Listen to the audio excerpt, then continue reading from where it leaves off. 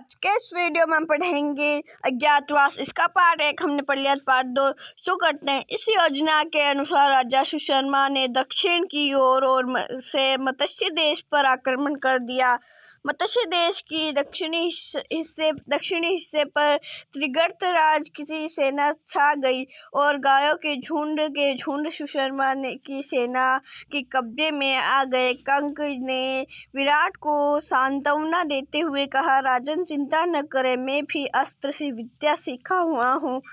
मैंने सोचा है कि आपके रसोइये वल्लभ अश्वपाल, ग्रंथिक और तंतिपाल भी बड़े कुशल योद्धा है। मैं कवच पहनकर रथारूढ़ होकर युद्ध क्षेत्र में जाऊंगा। आप भी उनको आज्ञा दे कि रथारूढ़ होकर मेरे साथ चले। सबके लिए रथ और शस्त्रास्त्र की आज्ञा दीजिए। यह सुनकर विराट बड़े प्रसन्न हो गए। उनकी आज्ञा अनुसार चारों वीरों के लिए रथ तैयार होकर खड़े हुए। अर्जुन को छोड़कर बाकी सब चारों पांडव उन पर चढ़कर विराट और उनकी सेना समेत सुशर्मा से लड़ने के लिए गए। राजा सुशर्मा और विराट की सेनाओं में घोर युद्ध हुआ। जब राजा विराट बंदी बना लिए गए तो उनकी सारी सेना तितर-बितर हो गई।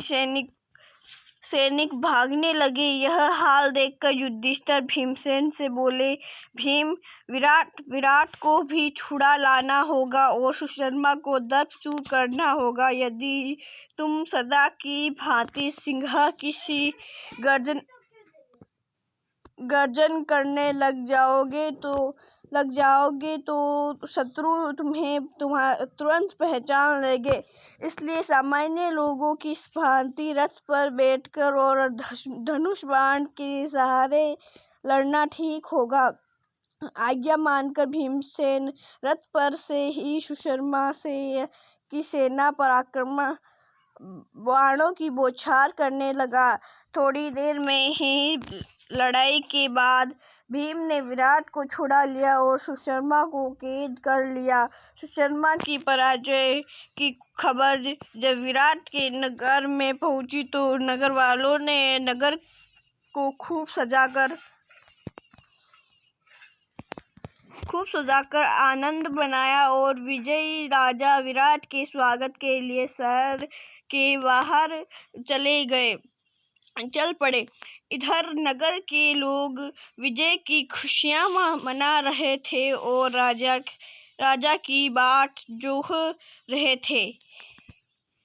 तो उधर उत्तर की ओर से दुर्योधन ने तबाही मचा दी। राजकुमार उत्तर तो बिल्कुल डर गया था और कांप रहा था। उसने बृहन्नला से कहा, बृहन्नला, मुझे बचाओ, इस संकट से मैं तुम्हारा बड़ा उपकार मानूंगा। इस प्रकार राजकुमार उत्तर को भयभीत और घबराया हुआ जानकर बृहन्नला ने उसे समझाते हुए और उसका हौसला बढ़ाते हुए कहा, राजकुमार, घबराओ नहीं, तुम तो सिर्फ घोड़े की रास संभाल लो। इतना कहकर अर्जुन ने उत्तर को सारथी के स्थान पर बैठाकर रास उसके हाथ में पकड़ा दी। राजकुमार ने रास पकड़ ली। आचार्य द्रोणी यह सब दूर से देख रहे थे। उनको विश्वास हो रहा था कि यह अर्जुन ही है। उन्होंने यह बात इशारे से भीम को सजा दी।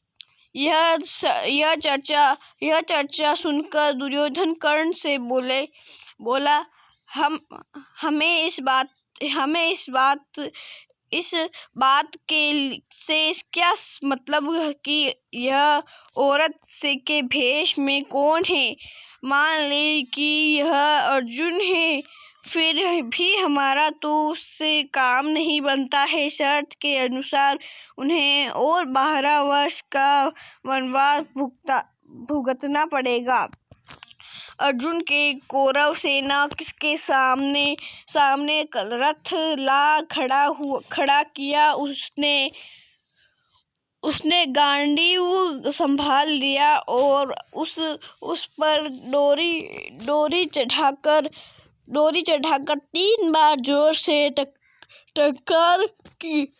कौरव सेना टंकार ध्वनि से सचेत होने भी नहीं पाई थी कि अर्जुन ने खड़े होकर शंख की ध्वनि की, जिससे कौरव सेना थर्रा उठी।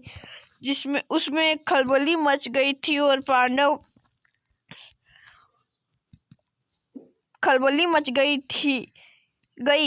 पांडव आ गए।